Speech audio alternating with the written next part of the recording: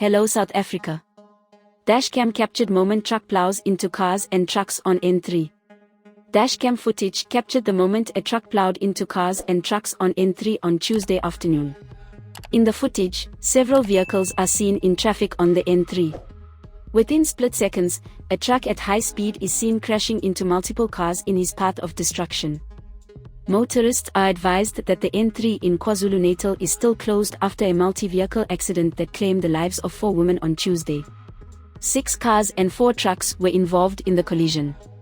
According to Medi-Response spokesperson Paul Herbst said, by 15:30 on Tuesday after the N3 was still closed, motorists were advised to use alternative routes.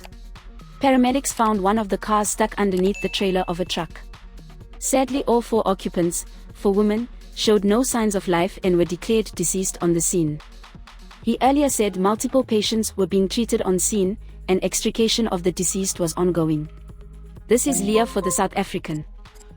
Please subscribe for more news updates.